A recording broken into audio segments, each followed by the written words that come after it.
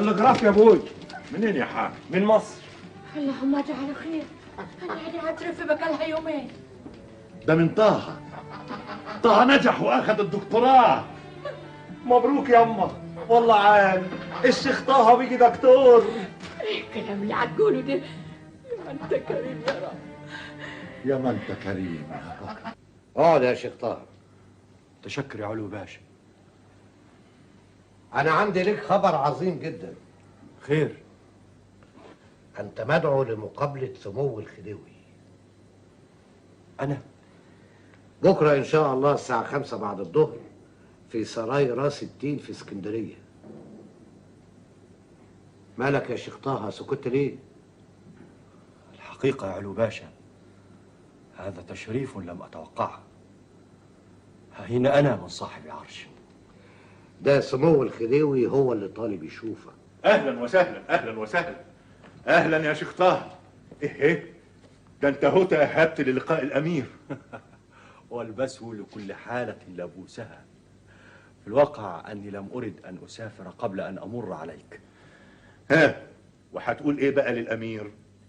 رحم الله أبا العلاء إذ يقول عندما سقوه شفيعا عند الأمير: بعثت شفيعا إلى صالح وذاك من القوم رأي فسد، فيسمع مني هديل الحمام وأسمع منه زئير الأسد. لن تسمع منه زئير الأسد ولا حاجة يا شيخ طه. إن شاء الله لن تسمع منه إلا كل خير. وتذكر أنك أرفع شأنا من الأمير، فأنت أمير البيان. عفارم شيخ طه عفارم. احنا مبسوطين كتير علشان انت نجحت في الامتحان. متشكر يا أفندينا. وناوي تعمل ايه شيخ طه بعد ما اخذت الشهادة من الجامعة؟ سأحاول السفر إلى فرنسا لدراسة الفلسفة أو التاريخ. لا لا لا لا، بلاش فلسفة شيخ طه، بلاش فلسفة، ادرس تاريخ. فلسفة بتفسد الذوق والعقول.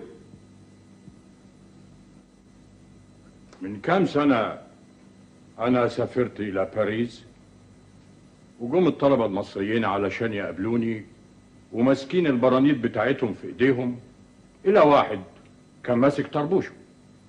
سألت مين ده؟ قالوا لي ده منصور فهمي بيدرس فلسفة. ساعتها عرفت إن الفلسفة بيفسد الذوق والعقول كمان. في واحد يقابل خديوي وماسك طربوشه في إيده، عايز يعمل طربوش زي برنيطة شيخ طه. ملوش حاجة يا فندينا.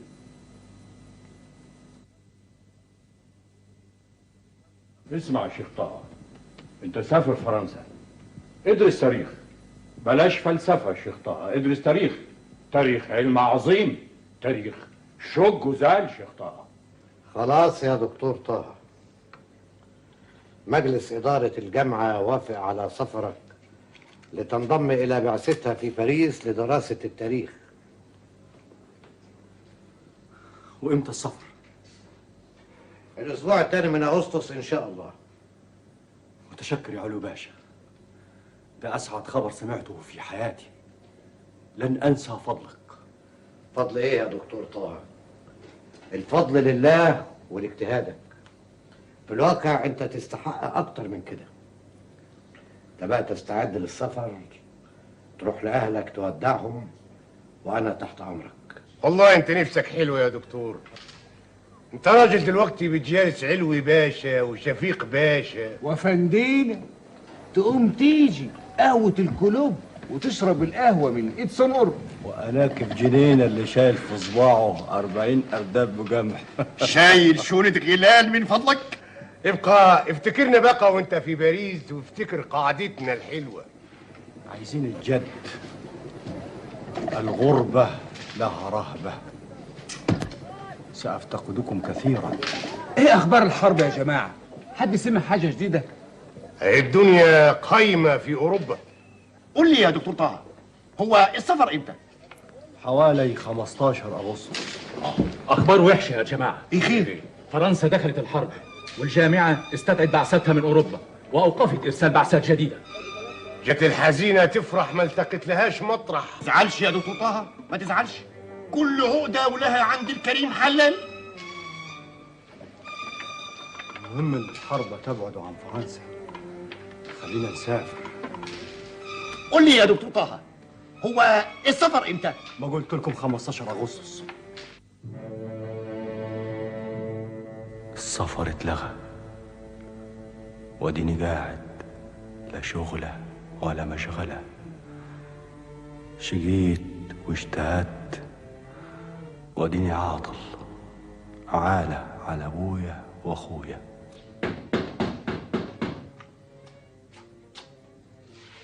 اهلين وسهلا، مرحبا بك يا شيخ قناوي. ازيك يا ادريس؟ بوم كم مصطفى؟ كريم يا والحمد لله. بونجور يا مولانا. ايه ده؟ انت فين يا راجل؟ لسه عايش يا قناوي مع الاسف. اعوذ بالله. ايه التشاؤم ده؟ ادي اللي نبدا من الدكتوراه في ابي العلاء المعري. اتعديت من التشاؤم بتاعه يا منجي. سيبني في حالي وحياة ابوك يا قناوي. مالك بس شايل الدنيا فوق دماغك كده ليه؟ بكره الحرب تخلص وتسافر. خلي السفر على جنب. عجبك اني قاعد من غير شغل، وقال ايه؟ دكتور بتكتب عنه الجرايد وابوه بيصرف عليه. ما تشتغل يا اخي بالدكتوراه، ليه ما تديش دروس؟ ادرس فين يا قناوي؟ لو كنت خدت عالمية الازهر كان زماني درست في الازهر وبقالي عمود وفرحت ابوي. بسيطة، يبقى لك عمود في الجامعة المصرية. انت مش اخذت منها الدكتوراه تدرس فيها. ادرس في الجامعة؟ وايه المانع؟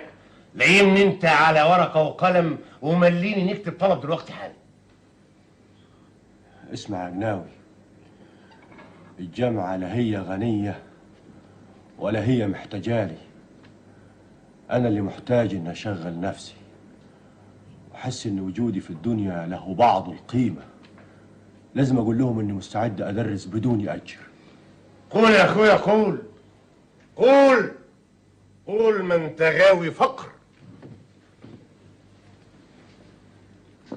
صاحب العطوفة رئيس الجامعة المصرية.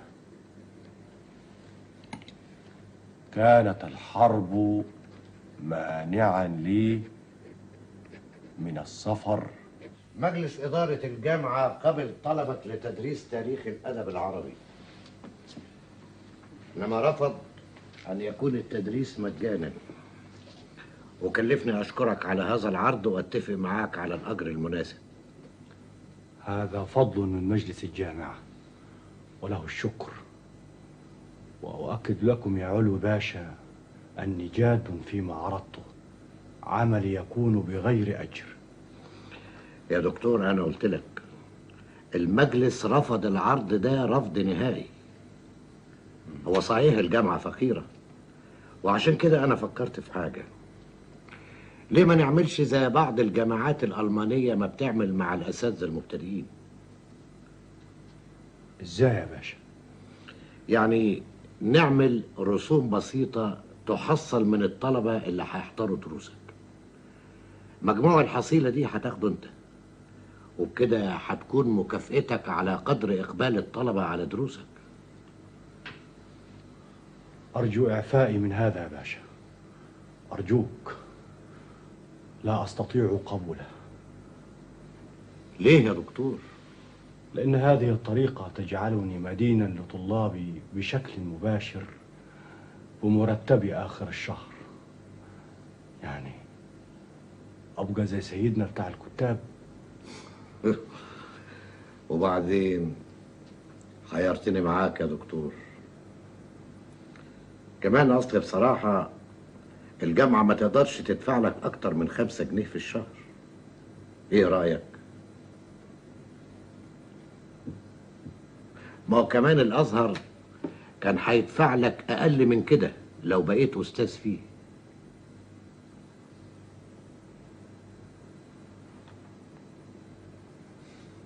موافق.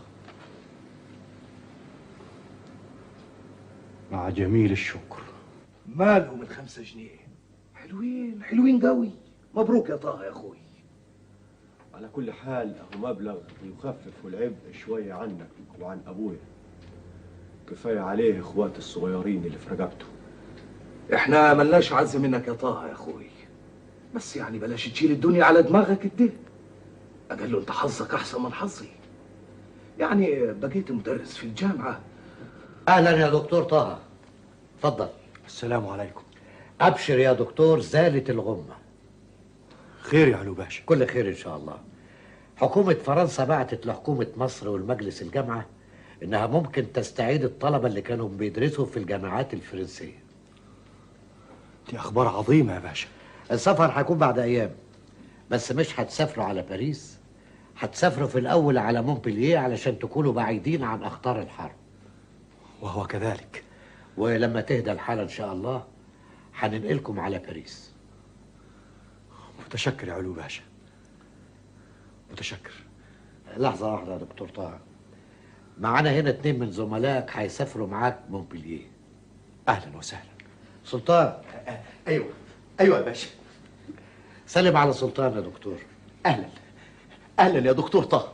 اهلا وسهلا. اهلا وسهلا. فرصه سعيده جدا. اهلا. متشكر يا استاذ سلطان. سلطان بقى مخضرم في طلب العلم، بيدرس قانون، ومعاه كمان لطيف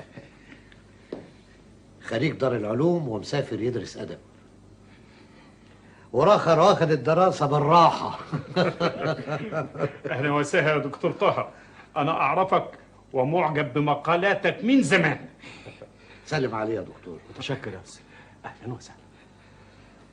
الاتنين رجعوا من باريس بسبب الحرب ومسافرين معاك مونبلييه، يعني مش هتكون لوحدك. دي اخبار عظيمه، شيء رائع اني اسافر في ونسهم. ومين اللي هيكون مرافق معاك؟ اخويا حامد يا باشا.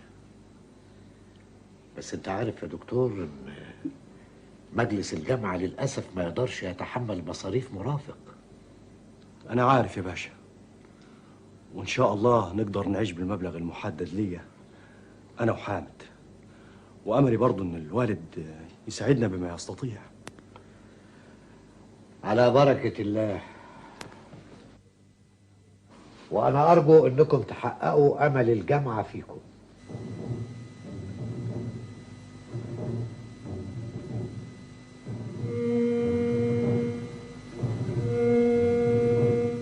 العمر كله في غربة وانت قلقاني،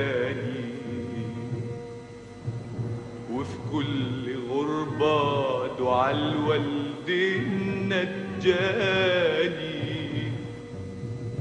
ساعات أقول ده امتحان للعبد من ربه، وساعات أقول ربنا اختارني ونجاني.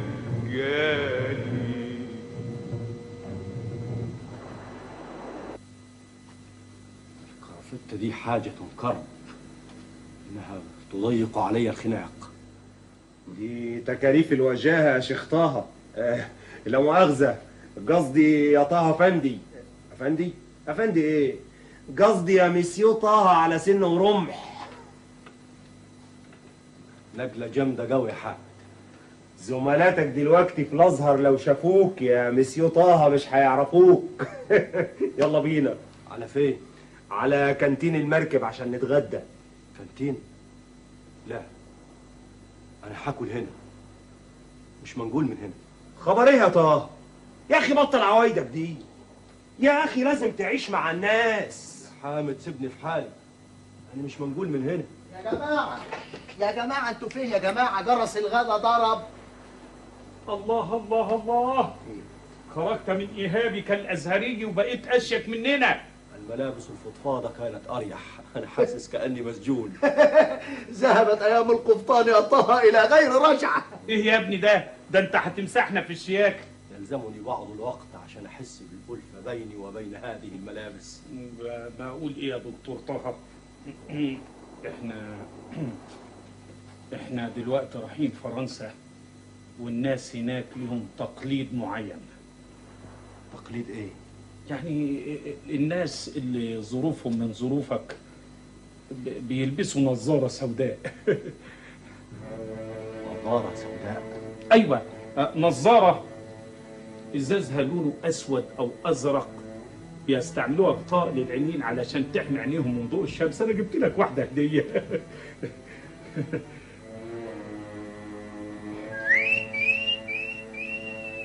يا عيني يا عيني، اهو كده الواجهه كملت. قل إنها تحجب أشياء إن بدت لكم تسؤكم. يا سلام، شكلك بقى ولا كأنك فرنساوي. متشكر يا أستاذ لطيف. فعلا يا طه، منظرك بقى مدهش. والآن يا إخواني نقطة نظام. إخواني، أعلن لكم أنني قررت أن أرشح نفسي رئيسا للبعثة. رئيس بالسن يعني؟ بالسن والخبرة. طبعا بالخبرة. ده ضرب الرقم القياسي في السقوط. بايعناك رئيسا يا سلطان.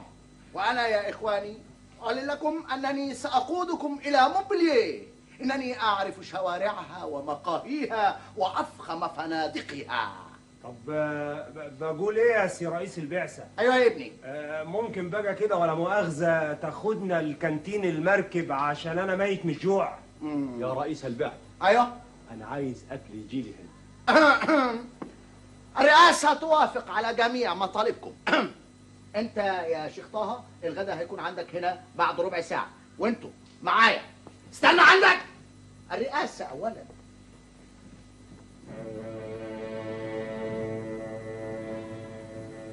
كنت أحسب أن موج ترعتنا عميق لا حد لعمقه، عريض لا حد لمداه، وعشت لأجد نفسي في سفينة كالمدينة، والمدينة كالريشة في مهب الريح والأمواج العاتية، وأنا سجين وحدتي أشفق أن أواجه الناس، وأحاول أن أبدو جلدا ثابتا، وأنا أبطن الإشفاق والهلع،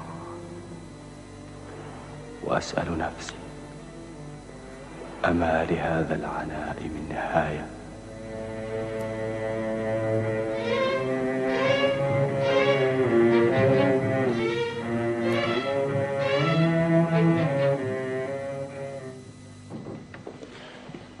ها، على الله الأوضة تكون عجبتكم. يا أخي ما نفسي أنادي بسقوطك من الرئاسة. ده أوتيل يا عمدة مونبلييه. ماله؟ أوتيل شيك، سيتابيل تري جولي. وعلى العموم يا أخي نصبر شوية لغاية لما ندبر نفسنا ولا أحسن منه. أوتيل مثل وجه الكلب، لكن لخاطر السلطان أصبر شوية. سلطان؟ معلش يا دكتور طه، شلنا الألف بتاع سلطان لضرورة الشعر حتى يستقيم الوزن. ولا يهمك، ما أكثر ما حذفت ضروريات الشعر من حروف. تحب الأكل يجيلك في الأوضة يا طه؟ أكون سعيدا لو أصدرت تعليماتي كمان. أفوتغ سيرفيس دكتور طه، يا غبينا. مش ناوي تخرج من العزلة اللي بتفرضها على نفسك دي؟ متشكر. يا غبينا. يلا يا أخويا يلا.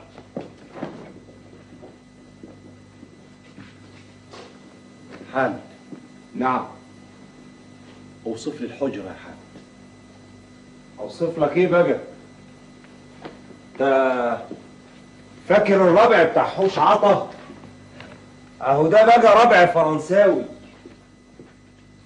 على قد فلوسنا. اهو بالطريقة دي ال 12 جنيه اللي باخدهم في الشهر يكفونا.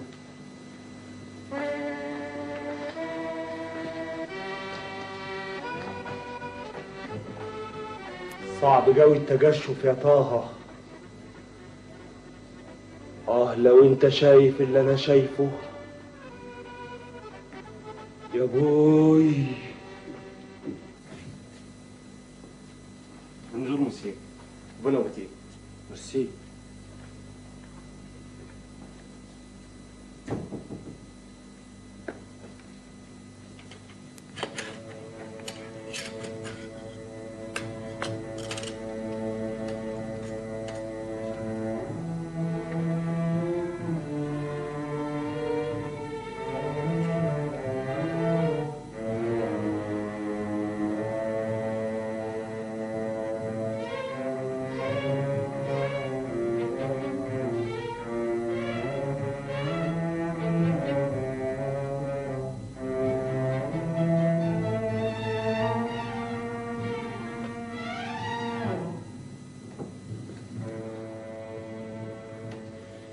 شد حيلك يا طه، هتزوج على الجامعة دلوقت. كنت فين يا حاج؟ كاميرا 14 يا طه. هي مين؟ السنيورة اللي في الأوضة اللي جنبنا. انت مالك ومالها؟ مالي ومالها ازاي؟ إذا كان النبي وصى على 7 جار ودي في الأوضة اللي جنبنا على طول. حامد، الزم حدود الأدب. خبر ايه يا طه؟ انت خايف عليها ولا عليا انا؟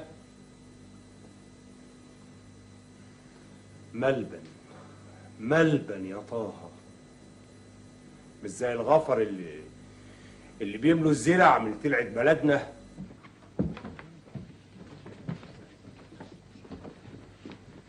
اسمع، نعم. صاحبك ده مكفوف؟ ايوه. بتسأل ليه؟ دخلت القاعة وبرنتك فوق راسك. آسف. عذرك الوحيد انك اعمى. اتفضل.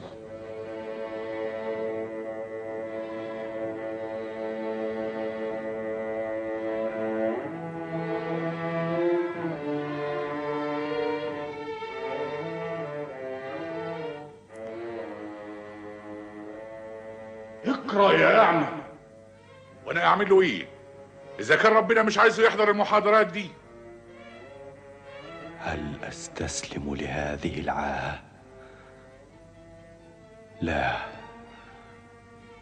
لازم أتحداها وأصنع مصيري بيدي وإرادتي. سأقهر الظلام من حولي ولن أمكنه أن يقهرني.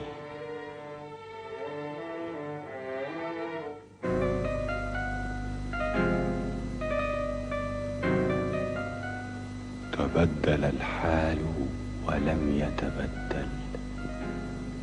كما كان يقودني ابن خالتي عبد العال إلى الأزهر تقودني إلى الجامعة وتقرأ لي كما كان يقرأ لي إدريس. كنت أعاني من قراءته المتعثرة وأنا اليوم أعاني من السآمة التي تقطر من صوتها.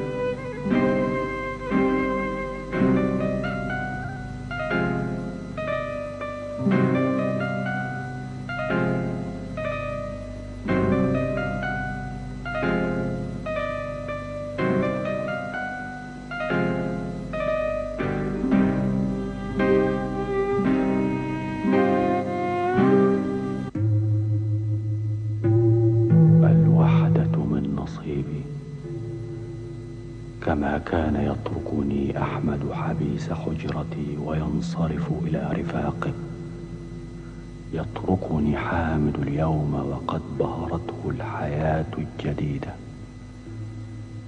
نسي حامد أنه جاء مرافقا لي، لا ألقى منه إلا إهمالا، والصحاب كل منصرف إلى شأنه. ما أشبه الليلة بالبارحة. يخلصك اللي بيعمله سلطان ده، دي ندالة وقلة مروءة وقلة طهر. لا تنسى أنه رئيسك. سأنادي بسقوطي من هذه اللحظة. وأنا لا يشرفني أن أكون رئيسا على واحد زيك. هدوء يا جماعة، هدوء، لا تزعجوا النائمين في الحجرات المجاورة. وحصل إيه؟ مزعل لطيف ليه يا سلطان؟ بيتهمني حضرته اني لطشت البت بتاعته، ودي اول واحده تلطشها مني يا قرصان يا فسل. نعم فسل؟ ايوه فسل. انا فسل؟ ايوه فسل. وانا اعمل ايه يا استاذ؟ اعمل ايه اذا كانوا هم بيسيبوك بيحتقروك وبيجوا لي اروح اقبض عليهم بالعافيه اقول لهم حبوا لطيف حبوا لطيف؟ لا اكراه في الحب يا سي لطيف. ولا سفاله في الحب يا سي سلطان. كونك تقول لي لحبيبتي ان انا متجوز 4 في مصر، وكونك تتحدث امامها عن الاف الابدنه اللي بيملكها السيد الوالد، وعن الابعديه اللي هتورثها من بعده بعد عمر قصير. مفيش داعي تخسروا بعض عشان الكلام ده. البنات على جفا من يشيل. انا هوضع شروط معاهدة عدم اعتداء. وانا راضي بحكمك يا دكتور طه. وانا هحكمك بينا يا دكتور طه. خبر زي بعضه. فرنسوا مستنياني في القهوه، زمانها مشيت. واذا رحت وما لقيتهاش يبقى انا المسؤول، مش كده؟ لو جيت ورايا هكسر رجلك. انت عايز الجد يا سلطان؟ تغاوي لطش صديقات اصحابك. فعلا انا مريض يا دكتور طه، مريض بمرض خطير جدا، لطش صحبات اصحابي. لكن اعمل ايه؟ اعمل ايه يا دكتور طه؟ اصلهم حلوين قوي، خصوصا صحبات الواد لطيف. لطيف ده موهوب في التقاط البنات الحلوين. حلوين ازاي يعني؟ هما حلوين يعني زي ما تقول كده، يعني لا ما تشغلش بالك انت بالمسائل دي، ده موضوع يطول شرحه. طمني انت، عامل ايه في اللاتيني؟ تعبان يا سلطان. كتبت للجامعة في مصر أني محتاج لدروس خاصة في الفرنسية ودفعوا لي النفقات. مش ممكن أكتب لهم تاني أني محتاج لدروس في اللاتيني، أبقى زودتها. ولا يهمك، المشكلة دي ليها حل. أنا سألت وعرفت لك إن في هنا مدرسة للمكفوفين بتعلم بطريقة الحروف البارزة. فيها أستاذ مكفوف، لكن إيه؟ بارع في التعليم. أنا متأكد إنك هتستفيد منه جدا.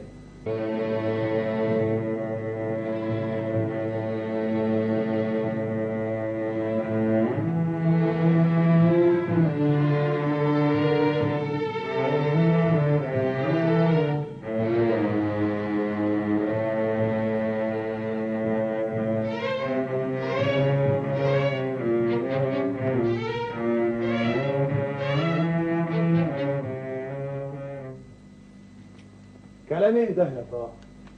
مدرس ايه تاني اللي انت عايزه؟ امال اتعلمت طريقة القراية بالكتابة البارزة ليه؟ افهم يا حام، الكتب اللي عايز اقراها عشان الجامعة مش مطبوعة بالكتابة البارزة. تاني هام، طريقة الصوابع دي لا يمكن تسعفني الحفظ شيء او استيعابه، لاني تعودت الحفظ عن طريق السمع. خلاص اكتب للجامعة يدفعوا لك أجرة الشخص اللي عايزه يجراها لك زي ما دفعوا لك قبل كده. أنا أخجل أن أستغل كرم الجامعة معي وصبرها علي. يعني نجوع؟ مش هنجوع يا حامد، كل ما في الأمر شوية تدبير. تدبير؟ تاني تدبير وتقطير وحرمان من كل حاجة؟ مش كفاية الحرمان اللي أنا عايش فيه؟ حرمان إيه يا حامد اللي بتتكلم عنه؟ انت ما عرفتش الحرمان اللي انا عرفته وعشت انا فيه. انت ما كنتش مجاور في الازهر وعشت ايام واسابيع على عيش الدرايه والعسل الاسود.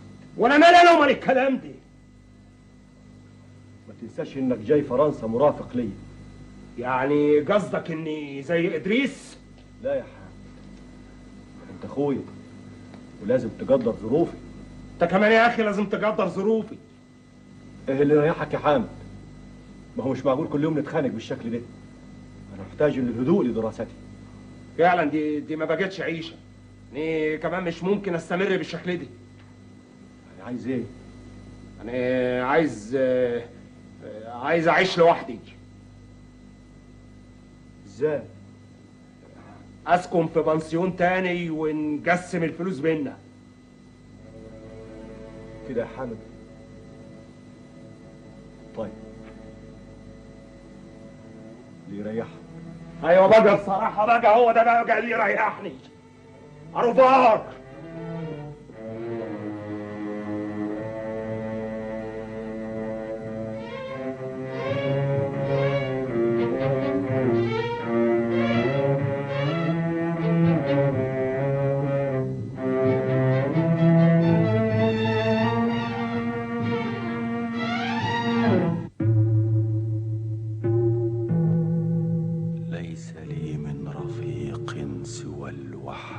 والصمت.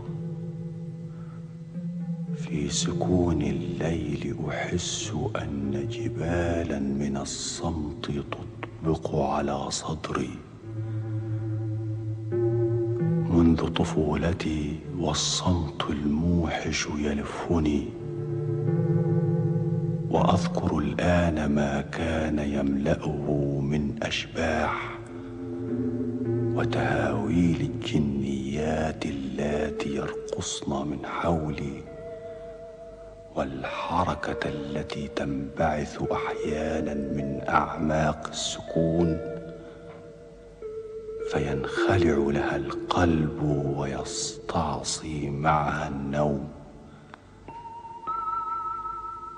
كما كان يخاصمني النوم في صباي في حوش عطا، يخاصمني الآن في غربتي، ولا يعرف طريقه إلى جفوني حتى مطلع الفجر.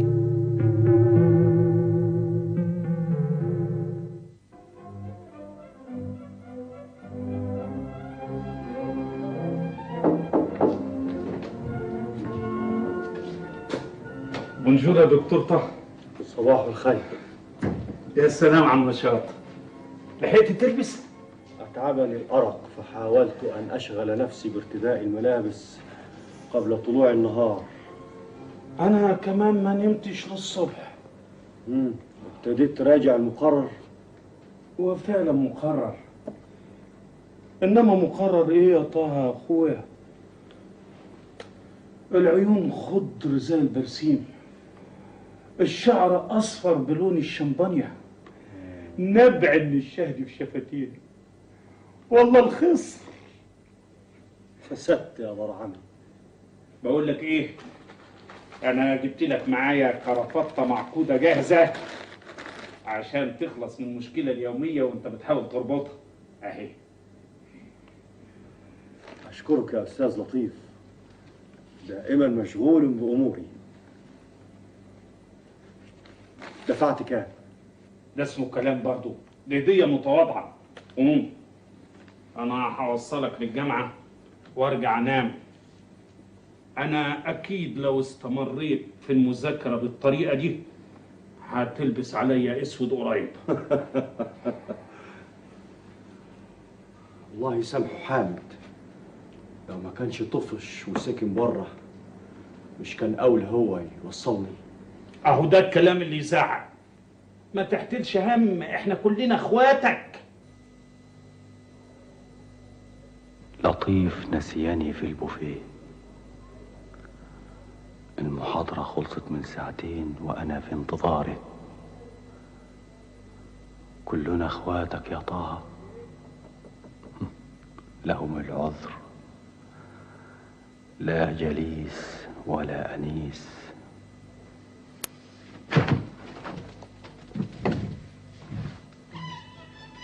اتفضل كتاب.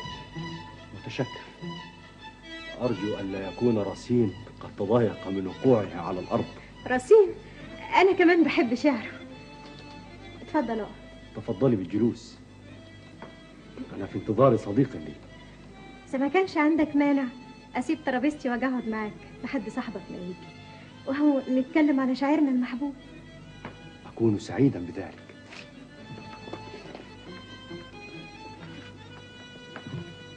تفضلي بالجلوس. ميرسي مسيو. طه حسين.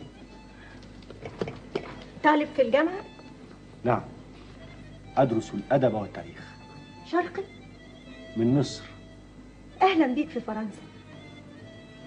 نحن إذا زملاء. واسمي سوزان. سعيد بلقائك يا أنسة سوزان. أنت وحدك في مونبلييه؟ معي أخي وبعض الزملاء من القاهرة، كنا قادمين للدراسة في السوربون، لكن الحرب اضطرتنا للدراسة في مونبلييه. أنا كمان طالبة في السوربون وسبت باريس بسبب الحرب. إذن الحرب هي التي جمعت بيننا. ليست الحرب كلها شرا. يظهر إنك بتحب الزهور قوي مع أني لا أراها، لكن لعطرها همسا أشبه بالموسيقى. ده تعبير جميل قوي. يظهر إنك شاعر كمان.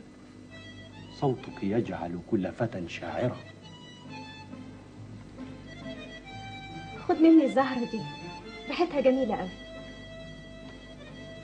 شكرا لك. كنت غاضبا لأن صديقي تأخر، لكني الآن أود ألا يأتي. قريت ايه الرصيد؟ القليل المكتوب على طريقة بريل، وأعتبر نفسي محظوظا عندما أسمعه. عندك حد بيقرا لك؟ واحدة بالأجر. القراءة بالنسبة لها مأمورية، فهي تقرأ كالآلة. أنا مستعدة كل يوم أقرأ معاك ساعة أو ساعتين في الأدب والشعر. لا أصدق. أنا بتكلم جد. قراءة الأدب والشعر بالنسبة لي من أحب الأشياء لي. سأظل مدينا لراسين طول حياتي. تحب تبتدي بكرة؟ 18 مايو سأعتبره يوما من أجمل أيام حياتي. أحس كأن أجراس التفاؤل تنق في قلبي وتملأ سمعي.